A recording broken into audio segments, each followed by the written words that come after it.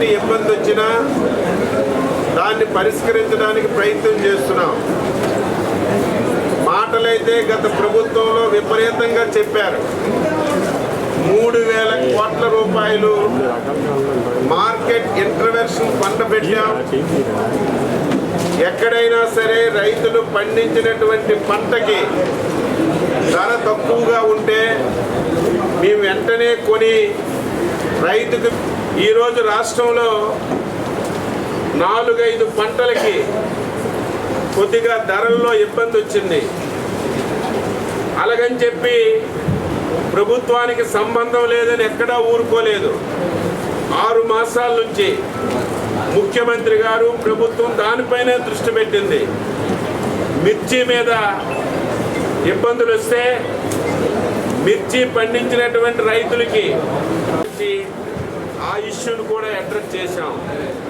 మళ్ళీ ఈ మధ్య కాలంలో ఏదైతే వెస్ట్ గోదావరి ఏలూరు జిల్లాలో కోకో పండించినటువంటి రైతులకు ఇబ్బంది వచ్చింది. అదేవిధంగా ప్రకాశం జిల్లాలో నల్ల బర్లీ పండించినటువంటి రైతులకు ఇబ్బంది వచ్చింది. ఇదే విధంగా మామిడి పండించినటువంటి రైతులకు కూడా ఇబ్బంది వచ్చింది. దీని మీద ముఖ్యమంత్రి గారు ప్రత్యేకమైనటువంటి దృష్టి పెట్టి ఒక కేబినెట్ సబ్ కమిటీ కూడా వేసి మీరు ఎప్పటికప్పుడు ఈ రాష్ట్రంలో ఏ పంటలు పండుతున్నాయి, ధరలు ఏ విధంగా ఉన్నాయి, మీరు క్లోజ్గా చూసి రైతుకి ఎక్కడా ఇబ్బంది లేకుండా చూడమని చెప్పి ఆదేశాలు ఇచ్చారు. గత 2 మాసాల నుంచి ఈ జిల్లాలో కోకో మీద చాలా ఇబ్బందులు వచ్చాయి. మేము ఎప్పుడు కూడా తప్పించుకోలేదు. నేను 2-3 సార్లు మీటింగ్ పెట్టాను. మా ప్రిన్సిపల్ సెక్రటరీ గారు, కమిషనర్ గారు పెట్టారు. అయినా సరే సమస్య పరిష్కారం కాలేదు. ఈరోజు రైతులు ఆందోళన చెందుతున్నారని ముఖ్యమంత్రి గారి ఆదేశాల మేరకు రైతుల దగ్గరికే వచ్చాం. 3 గంటలు డిస్కస్ చేశాం. ఈ సంవత్సరానికి కోకో మీద ఓయా మీడియాగా ఒక డెసిషన్ తీసుకున్నాం. ఇదేది దాపరికం లేదు. కంపెనీ వాళ్ళతో స్పష్టంగా మాట్లాడాం. ఇంటర్నేషనల్లో చాక్లెట్ వాడకం తగ్గిపోయింది. కోకో గింజలు కొనలేకపోతున్నాం. ఇప్పటికే మా దగ్గర స్టాక్స్ ఉన్నాయి, మేము కొనమని చెప్పారు.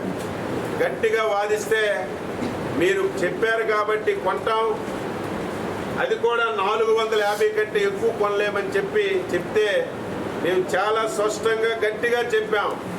నిన్ననే ముఖ్యమంత్రి గారు ఎక్కువ రేటు వచ్చినట్టుగా చూడండి, ప్రయత్నం చేయండి, కంపెనీల మీద ఒత్తిడి తండి.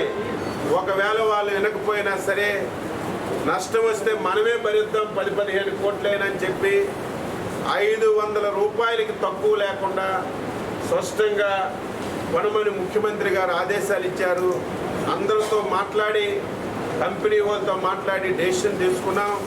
రేపటి నుంచి కోకో కూడా ఏదైతే 1000, 1200, 1500 ఇంకా మెట్రిక్ టన్నులు రైతుల దగ్గర ఉందో అదంతా కూడా కొని రాష్ట్ర ప్రభుత్వమే రిమైనింగ్ డబ్బులు పే చేసి ఈ సమస్యకు పరిష్కారం చూపాం.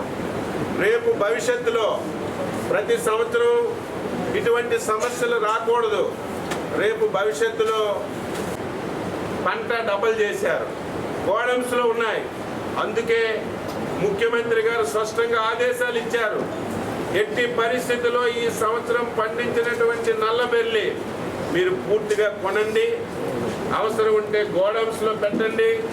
వచ్చే సంవత్సరానికి నల్లబెర్లిని పండించకుండా మీరు హాలిడే ఇవ్వండి తప్ప ఈ సంవత్సరం ఇబ్బంది లేకుండా చూడమన్నారు. ఈరోజు ఛాలెంజ్గా తీసుకుంది వ్యవసాయ శాఖ. ఎక్కడ ఏ పంట పెట్టాలి, ఏ మోతాదుల్లో పెట్టాలి, డిమాండ్ ఎలా ఉంది, రేట్లు ఎలా ఉన్నాయి. మన దగ్గర ఒక సంవత్సరం ఒక పంటకి బాగా ధరలు వస్తే అందరం అదే పంట వేసేస్తున్నాం. దీనివల్ల ధరలు తగ్గిపోతున్నాయి, చాలా అవస్థలు పడుతున్నాం.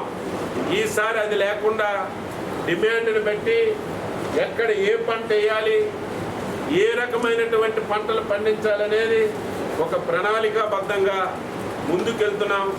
రైతులకు ఒకటే తెలియచేస్తున్నాను, ఇది రైతు ప్రభుత్వం. ఎప్పుడూ ఇటువంటి నిర్ణయాలు ఏ ప్రభుత్వం చేయలేదు. మొదటిసారి ఎక్కడ రైతుకు సమస్య ఉన్నా, ఎక్కడికి రైతు ఇబ్బంది ఉన్నా వెంటనే మేము వెళ్ళి పరిష్కరించడానికి ప్రయత్నం చేస్తున్నామని సందర్భంగా తెలియజేస్తూ, ఈరోజు కోకో సమస్యకు పరిష్కారం దొరికింది. రేపు నల్లబెల్లికి, రేపు ఇంకా భవిష్యత్తులో మామిడి కూడా ఎక్కువ ప్రొడక్షన్ వచ్చింది. దాన్ని కూడా ఈరోజు ఏం చేయాలో ఆలోచన చేసి ముందుకెళ్తామని ఈ సందర్భంగా తెలియజేస్తూ,